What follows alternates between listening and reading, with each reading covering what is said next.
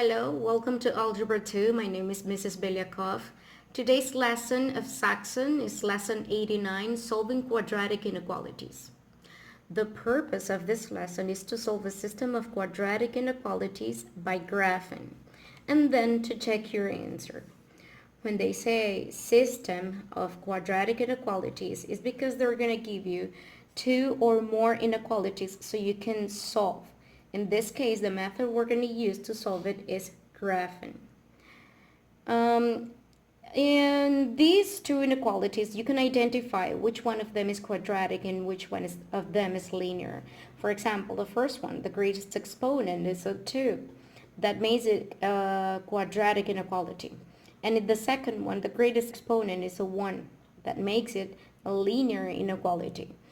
I jumped directly to example number 4 of your book, so you can check it there, please.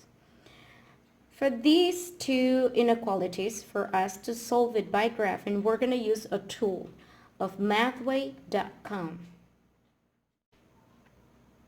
This is the tool, mathway.com. So work with it with your book next to you. As we said in example 4, solve and check your solution. The inequalities where y is greater than or equal to x to the second power plus 2x minus 1. Do not hit enter on this side, but on this one so you can write the second inequality.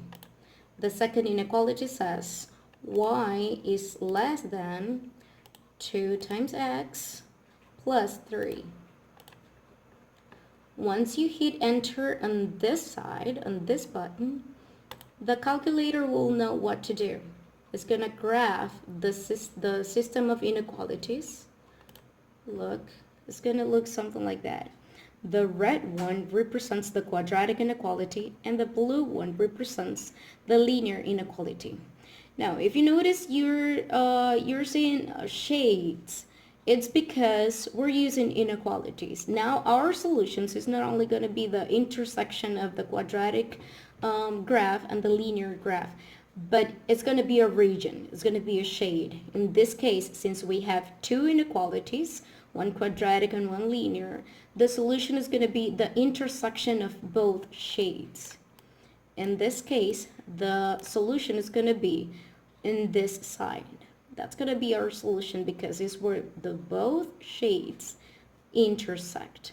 So you can see it better. Here's an image of it. That's the equation we were working with.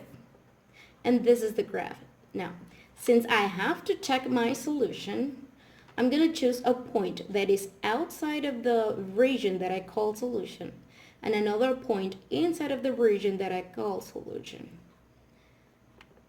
Let's see it better here. This is the graph we had in Mathway. Remember, the intersection of the shades is your solution. So to check my answer, this is my graph, this is my answer. To check my answer, I'm going to choose a point outside of the solution and another point inside of the solution. I picked the points 2,3, negative 2,3, and 0,1. Negative 2,3 is outside of my solution, and 0,1 is inside of my solution. Let's check that. I have to check both of the points with both of the inequalities. Remember, these are your inequalities, so you have to check. Let's call this point A, and let's call this point B. You have to check point A with both of the inequalities, and you have to check point B with both of the inequalities. If a point is inside of the solution, it has to be true for both of the inequalities. If it is outside of the solution, it might be true for one of them, but not for both. So let's check the point A. I'm going to substitute the values. Notice that this is the value of x, this is the value of y. So 3 is greater than or equal to Negative 2 to the second power plus 2 times negative 2 minus 1. 3 is greater than or equal to 4 minus 4 minus 1. 3 is greater than or equal to 4 minus 4 is 0 minus 1. 3 is greater than or equal to negative 1. Is that true? Yes. But let's see if it's true for the second inequality. 3 is less than 2 times negative 2 plus 3. 3 is less than negative 4 plus 3. 3 is less than negative 4 plus 3, negative 1. Is this true? No. Notice that this result was positive for one inequality and negative for another one, meaning that point A is not part of the solution. Now let's try with 0, 1. According to this, 0, 1, point B is part of the solution. So it must be true for both of the inequalities. So let's try. 1 is greater than or equal to, remember this is x and this is y. 1 is greater than or equal to 0 to the second power plus 2 times 0 minus 1. 1 is greater than or equal to 0 to the second power, 0, 2 times 0, 0 minus 1. 1 is greater than or equal to 0 plus 0 minus 1, negative 1. Is 1 greater than or equal to a negative 1? Yes. Let's try for the second one with the linear. Y, remember, is 1 and x is 0. So 1 is less than 2 times 0 plus 3.